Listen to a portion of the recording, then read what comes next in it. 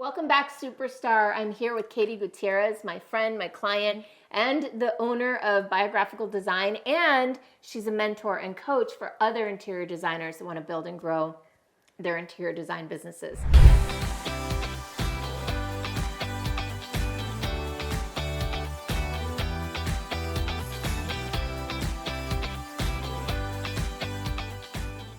Now, we just finished talking about the importance of having a unique design differentiator. Now let's dive into a really important topic for interior designers, sales. Yes. Okay, why is the conversation about sales so important? Many reasons. First of all, it's the core start of your income possibilities. Right. Because sales is where you establish how much money you're going to make on that project. And don't we all want to make a lot of money on projects? I would hope so. I would hope so. And the other thing is because it's important to establish leadership at that moment, because it's easier to get someone to follow your leadership than it is to regain leadership later on in the project. And if anybody's ever done a project before, you know having your client follow your leadership is extremely important for systems, processes, speed, accuracy, all the things. Of it. So what I'm hearing is, on the one hand, the obvious is you want to make more money, and sales is how you do that. You either make more sales and you can sell higher prices when you're good at sales. Yeah. And then secondly, on the execution side, I remember both of our mentors, Ben Skemper, says, how you sell is how you serve. Oh, so good. And so it really sets up the whole relationship going forward. Exactly. So what has been your biggest breakthrough in the sales process over the course of these 13 or so years that you've been doing this? Yeah, so it's two parts. So one is having a differentiator and knowing what my value is in the market. Okay. Because before I had that, I was like, what do you need? Yes, I do that. You Right. know? So the client was leading. Yes. And you didn't have some clear value proposition about why they should let you lead and say yes to your proposal. And so then, speaking of proposals, then what I would do is when I'm writing a proposal, I would write a number at the bottom of that proposal, and then I would probably delete it and write a lower number because I was afraid I wasn't going to land the project if I came in too high. Got it. So you were operating from scarcity. Yes. And you were also sending proposals, which I know you no longer do. I no longer do. How does one sell six-figure contracts for design without writing a proposal, Katie? Oh my gosh. Okay, I feel really, really passionate about this. I know you know this, right? Because proposals in the past used to take me hours and I would agonize over it. And it was not a very joyful activity, shall we say. I remember. And the pricing of that also felt like, for me, you know. And you were kind of shooting in darts in the air, right? I was. Right? You're like, maybe this, well, maybe that, maybe they can pay more, maybe they'll get mad, you know, that it wasn't like a scientific or organized process. Exactly. And what I found was that I would usually lower my price, like I just mentioned, and then it would make me nervous because I would feel like they don't think that I know what I'm doing because I'm too cheap. Right. You know? Or am I pricing myself too high and they won't hire me? So there was always this what's that sweet spot? And there's no way to know. There is no sweet spot, actually. There is no sweet spot. It's exactly right. It's a myth. It's a myth. That's exactly right. So then what I would find myself doing is going back in the proposal and beefing it up with all this stuff to justify that number at the bottom. Right. And that would take me another hour. You know what I mean? And what I know to be true, what we all know to be true is whenever we receive a proposal from somebody, we all scroll down to the bottom to see the number. I literally just did this yesterday. Did you? I was watching myself scroll. I'm like, I just need to know the number. I know. Yeah. So the thing is, a proposal is not a sales tool. It's not. It should be just a recap of what you've already agreed upon in a sales meeting. Yeah. So the way that I now do no proposals as a rule, I haven't written a proposal in over 10 years now at this point. I haven't written a proposal in a very long time. And the way that I'm able to do that is, are you ready? Drum roll. Standardized pricing. Yeah.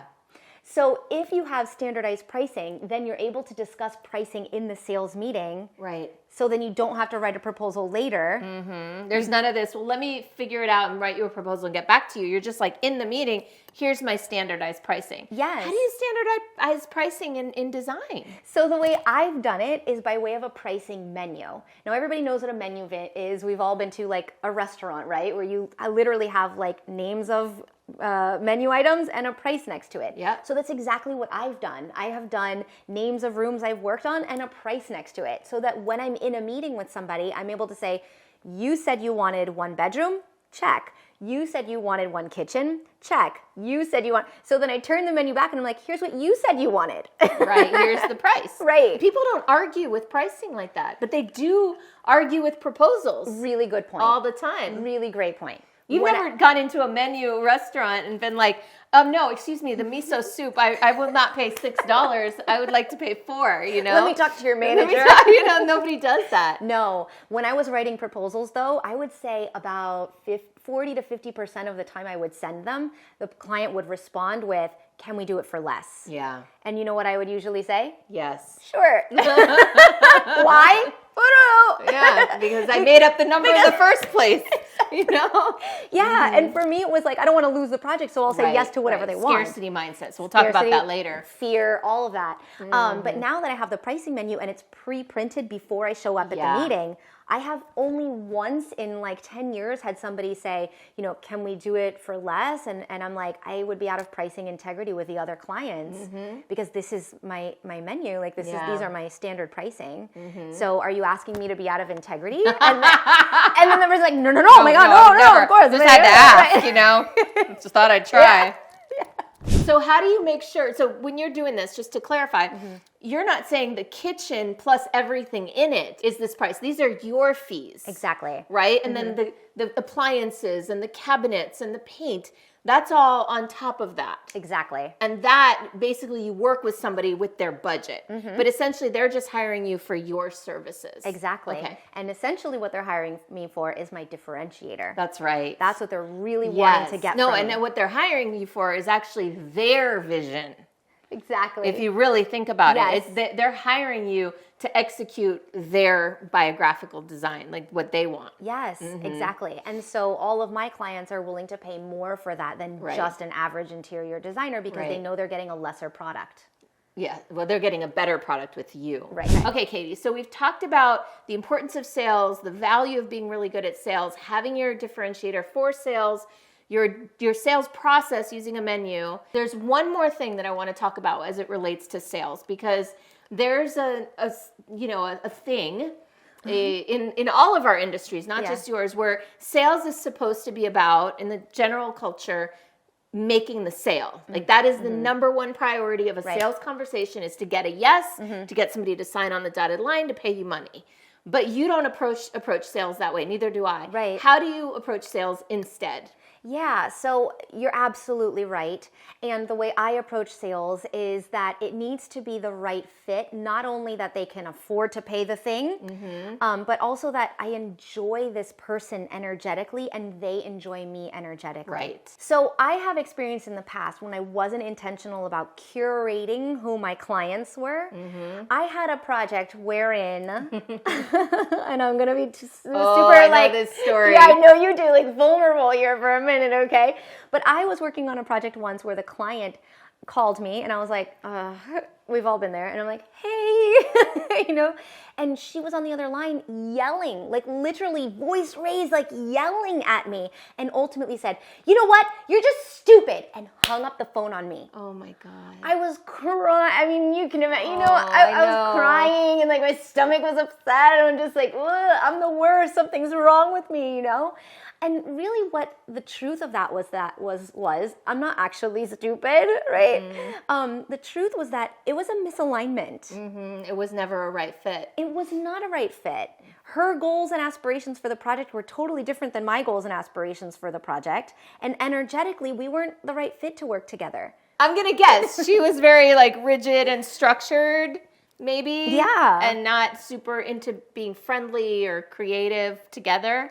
Yes. Maybe. And not that that's bad. It's not bad. We're not saying it's bad. Right. Although it does save you from having bad clients. But what you're saying is that when you look up front in the sales conversation for right fit, you save yourself from these situations where instead of like hating picking up the phone, you're like excited. My Yes. client's calling. Right. This is great. We're Right. going to have so much fun. Yeah, most recently, I had a client bring me brownies in a meeting. Ooh, what and kind of brownies? Like fudgy ones, and I'm like, fudgy ones.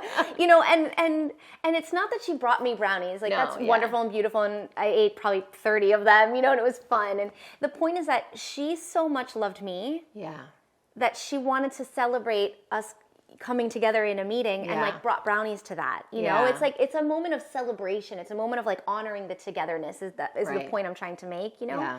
And that is happening because we are so uniquely aligned, energetically, visionally, you know, all of that is so aligned that when we come together, it's like, hi, It's a party. yes, exactly. And so great sales is not just about getting the sale. It's about identifying if someone is a right fit. And if they are, then from that perspective, making that sale happen. Exactly. Because then it's a mutual, let's do this together. Right. And when it's a let's do this together, it's so much less about like, what are you going to offer me?